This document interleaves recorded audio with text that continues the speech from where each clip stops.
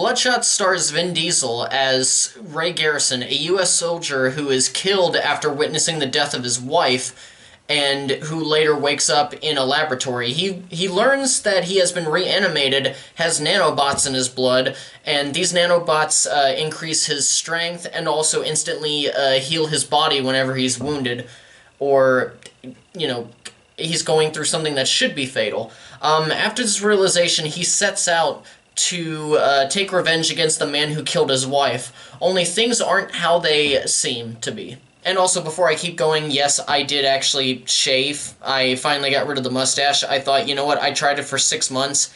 It wasn't getting any better. It looked terrible. I'm still getting used to this. I just kept looking at myself in the mirror thinking, was the gap between my nose and my lip always this big? But anyway, that's completely off topic. So with this movie, if you've seen the marketing campaign, then you know that I'm being I'm being completely vague with the story.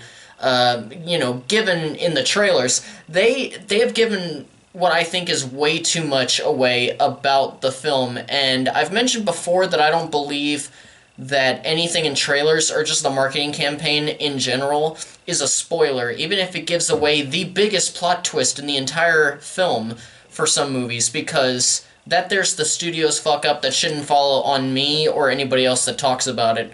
So because of that, despite not having seen the film yet, I will definitely be going into spoilers just in this open portion. So I apologize to those of you who haven't seen the movie yet, and like I said, it's just in this portion. It's not in the actual review where I get down my points. So if that matters to you, then just put this video in your watch later playlist, and then come back after you've seen Bloodshot. Anyway, so in the trailers, they are very upfront about how the people who reanimated Garrison are really just creating his memories through simulations in order to make him take out a pre-designated target. And just with all of that, you get the feeling of, okay, yeah, I've seen most of these story beats happen before, potentially in better films.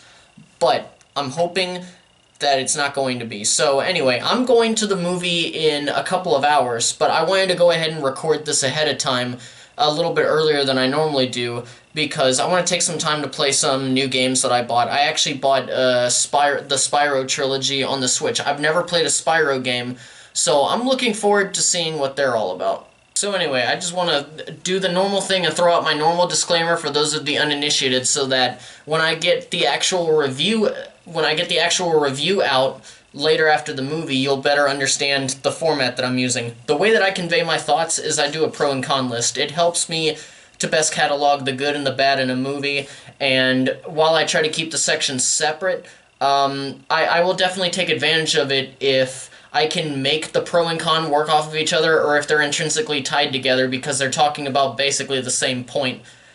Then, yeah. Just... Okay, anyway, there's your disclaimer. I'll be seeing you guys in a couple hours after I've seen Bloodshot.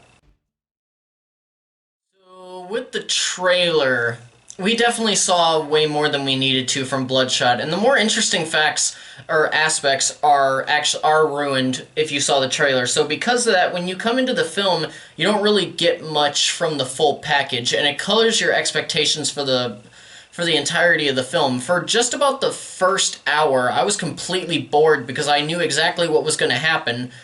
And even when it even started to get into that stuff, the writers, of which one of them was the co-writer and director for this year's Fantasy Island, which should give you an idea of the overall quality of the story, just these writers, they start treating the plot twist in the movie, which was in the trailers, as though you weren't supposed to know before going into the movie at that point. And so you get this feeling of they're kind of talking down to you, and most likely you already had that feeling throughout the film because of all of the gratuitous exposition just being spouted out, the obviously defined good guys and bad guys with no complexity, subtlety, or depth. And this is honestly a film that you could just watch for a laugh, but because of how much of the marketing campaign was spoiled for me, I spent most of my time in my seat just cringing at what was on the screen. And sadly, even Vin Diesel couldn't save the film. He's really bad in this film. He's always going just from the different extremes of performing, either completely screaming his lines or just being very soft-spoken. And there hardly feels like there's any emotion there, and I don't think it's his fault, though, luckily. I think that's more from a direction standpoint, because the director is a first-time director, at least for a feature film. And I have to say, I have to say that he's bad in this, and that I'm disappointed because Diesel has actually been in some great roles. My personal favorite is actually really early in his career. It's his first credited role, which was in a short film that he wrote, produced, and directed called Multifacial. He was so good in that film that, fun fact, this was how Steven Spielberg discovered him and offered him a role in Saving Private Ryan, which is how he shot straight up into stardom. And it's here on YouTube, the full thing, so I'll leave a link in the description down below for those of you who are interested in seeing it. I think it's a pretty good, like, 20-minute movie. And if I had to give a positive point on this movie, and it's very brief, but it's kind of fun, but more in the generic early 2000s CGI heavy action film that doesn't really focus on the story kind of way, like, just... That's kind of a positive, you know, if you're just looking for an entertaining time, kind of. But other than all of that, there's not much to Bloodshot. It just exists. I don't think many of us are really going to remember this film existed after this weekend, and I don't think... I think this would have happened anyway, even if we weren't worrying about the effects of the coronavirus on the industry, so I don't personally recommend anybody see this movie, but... Speaking of the coronavirus, obviously this channel will be affected as well. I won't be lessening the work on it, or at least I'll do my best not to. But I don't know how often I'll be working on new stuff.